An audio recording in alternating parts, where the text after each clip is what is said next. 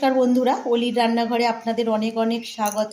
আবারও চলে এসেছি আপনাদের কাছে একটা রেসিপি নিয়ে।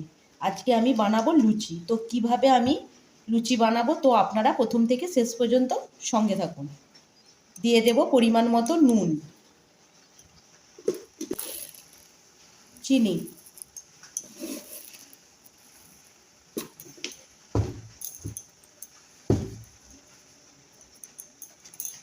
দিয়ে দেব সাদা তেল। নুন আর চিনি আর সাদা তেল,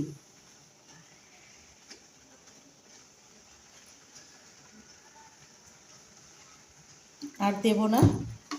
এবার ভালো করে মিশিয়ে নেব।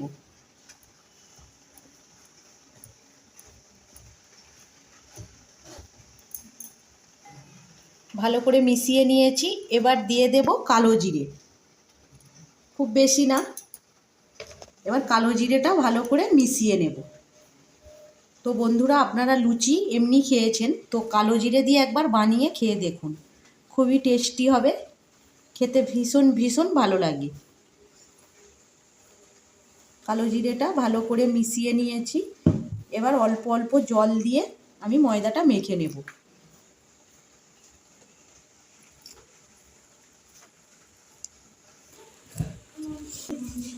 ময়দাটা ভালো করে মেখে নিয়েছি। এবার চাপা দিয়ে রেস্টে রেখে দেব।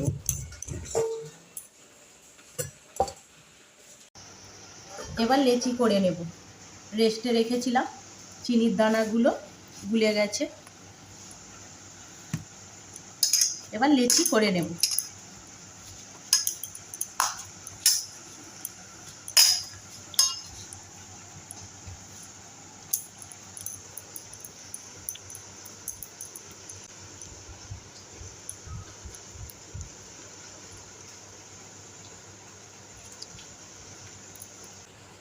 লেচি করে নিয়েছি, এবার গোল করে নেব।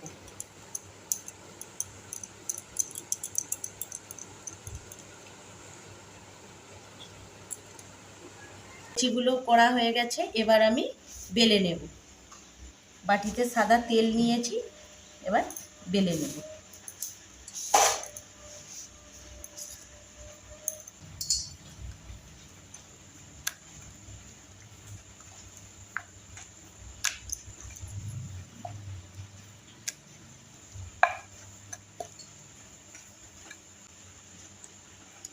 এই একইভাবে আমি বাকিগুলোও বেলে নেব।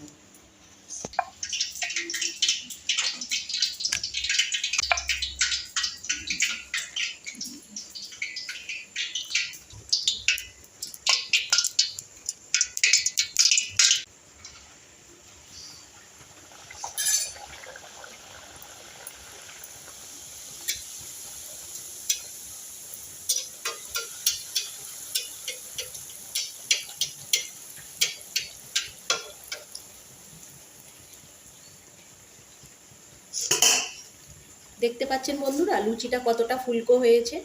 যে কালো জিরে দেওয়া হয়েছে বলে যে লুচি ফুলবে না, তা কিন্তু না।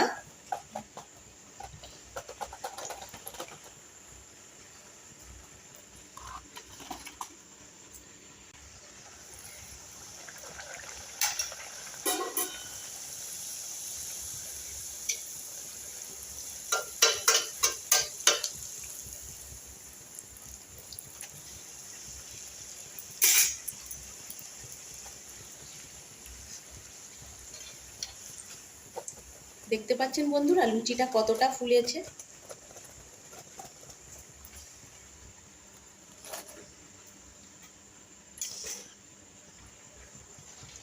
বলের মতো ফুলকো ফুলকো লুচি।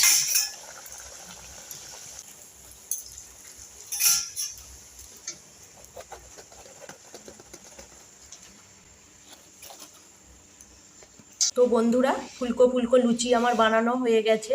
আপনারা তো দেখলেন যে লুচিটা কতটা ফুলেছে। কালো জিরে দেওয়ার জন্য যে লুচি ফুলবে না, তা কিন্তু না বন্ধুরা। আপনারা তো দেখলেন যে কালো জিরে দিয়েছি, তাও লুচি ফুলকো ফুলকো হয়েছে।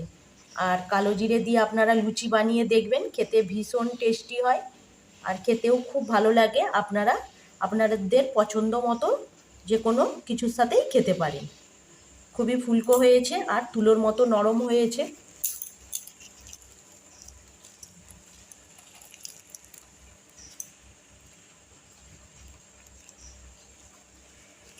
দেখে বুঝতেই পারছেন কতটা সুন্দর হয়েছে। তো ভিডিওটা কেমন লাগলো আপনারা কমেন্ট করে জানাবেন, আর যদি ভালো লেগে থাকে চ্যানেলটা সাবস্ক্রাইব করে দেওয়ার অনুরোধ রইল। ভিডিওটা এখানেই শেষ করছি। আপনারা ভালো থাকবেন, সুস্থ থাকবেন। ধন্যবাদ।